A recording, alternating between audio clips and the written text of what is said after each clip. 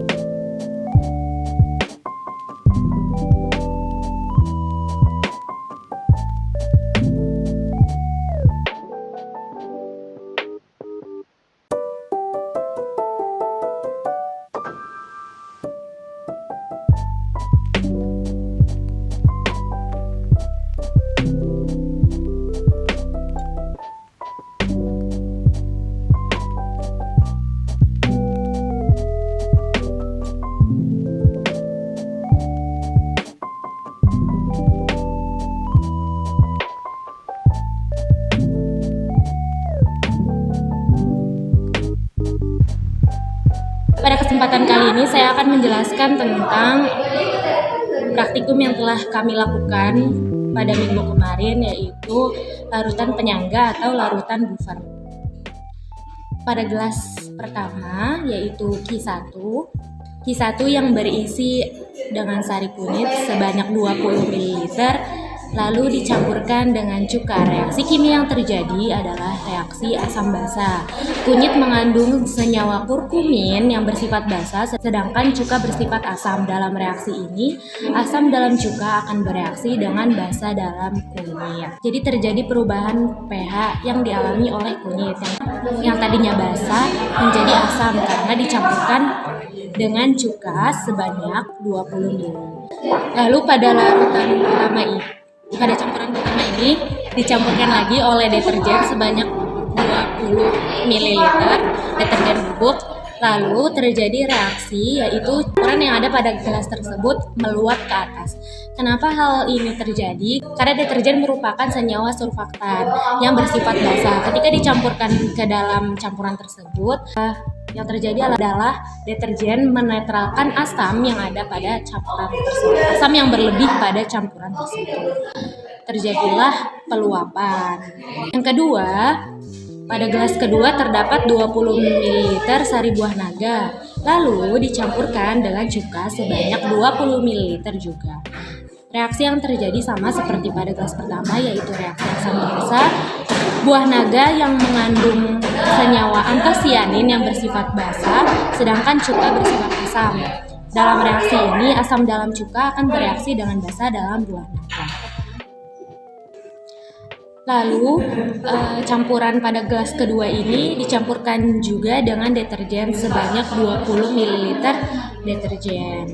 Nah, reaksi yang terjadi adalah campuran tersebut kembali meluap, tetapi tidak sebesar pada gelas pertama. Kenapa hal ini terjadi? Karena sifat basa pada buah naga tidak terlalu kuat, tidak sekuat kunyit.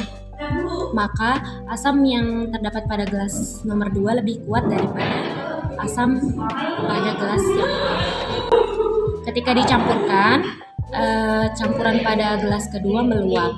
Hal ini terjadi karena deterjen mengandung senyawa surfaktan yang bersifat menetralkan asam yang terdapat pada campuran tersebut. Pada campuran pertama dan kedua, bentuk larutan penyangga atau larutan bufar, karena yang tadinya cairan asam lalu ditambahkan dengan deterjen yang bersifat basa, menjadi pH-nya menjadi seimbang. Lalu pada gelas ketiga, 20 ml deterjen dicampurkan dengan cuka. Tidak ada reaksi kimia yang signifikan terjadi. Deterjen merupakan senyawa surfaktan yang tidak bereaksi dengan cuka secara langsung, namun deterjen dapat membantu melarutkan cuka dalam air dan membantu membersihkan permukaan yang terkena. Pada gelas ketiga ini juga bentuk larutan penyangga atau larutan buffer. Mengapa? Karena deterjen bersifat basa dan dicampurkan dengan cuka yang bersifat asam, menjadi larutan dengan pH seimbang, yaitu larutan buffer. Lalu pada gelas keempat atau Q4, ketika cuka dicampurkan dengan sari buah naga, reaksi kimia yang terjadi adalah reaksi asam basa seperti yang dijelaskan sebelumnya. Buah naga mengandung senyawa antosianin yang bersifat basa, sedangkan cuka bersifat asam. Dalam reaksi ini, asam dalam cuka akan bereaksi dengan basa dalam buah naga. Nah, perbedaan dari gelas keempat dengan kedua tadi adalah tahap pencampuran. Ketika yang di gelas kedua itu buah naga dulu baru cuka, yang keempat ini cuka dulu baru buah naga. Reaksi yang dihasilkan pun sama.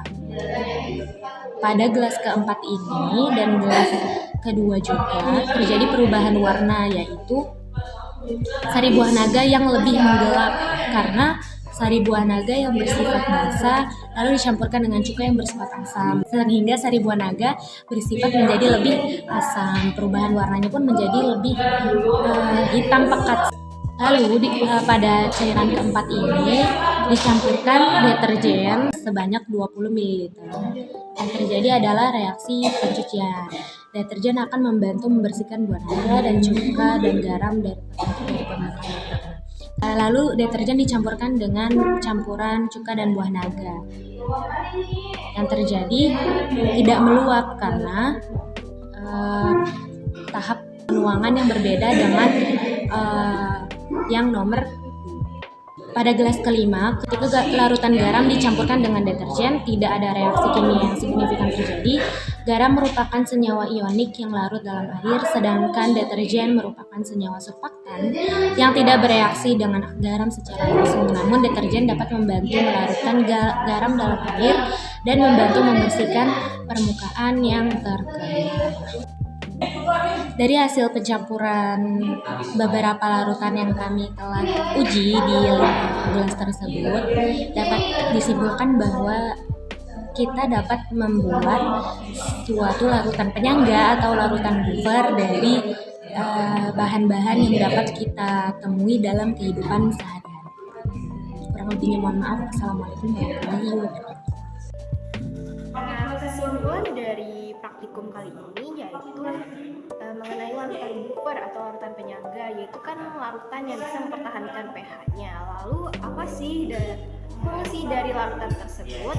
Yang pertama ada sebagai industri farmasi. Dalam industri farmasi dalam formulasi obat memiliki atau atau ahli farmasi mencampur bahan aktif dengan larutan penyangga selama proses formulasi. Penyangga membantu menjaga pH agar tidak terlalu asam atau basa yang dapat mempengaruhi stabilitas dan efektivitas obat. Kemudian dalam laboratorium dan penelitian, peneliti menggunakan larutan penyangga sebagai kontrol pH selama eksperimen dan penelitian. Nah, ini membantu memastikan bahwa variabel pH tidak mempengaruhi hasil percobaan. Lalu fungsinya yang lain itu ada dalam industri makanan dan minuman. Nah, dalam industri makanan dan minuman, produsen menggunakan larutan penyangga untuk menjaga pH produk. Nah, ini melibatkan pengaturan cermat pada tahap produksi untuk memastikan karakteristik produk tetap sesuai standar agar produk-produknya bisa diperjualbelikan secara bebas. Nah, kemudian ada fungsinya lagi sebagai sistem pencernaan dalam tubuh manusia.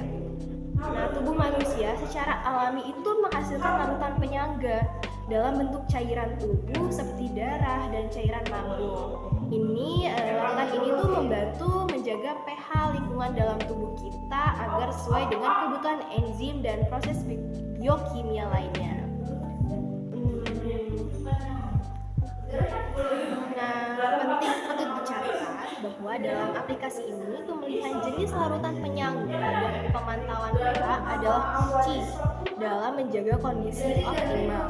Proses tersebut memerlukan pemahaman yang mendalam tentang sifat kimia, larutan penyangga, dan bagaimana pH dapat mempengaruhi proses yang terlibat. Mungkin sekian video yang berisi penjelasan ini dapat Bapak kami sampaikan. Kurang lebihnya mohon maaf. Wassalamualaikum warahmatullahi wabarakatuh.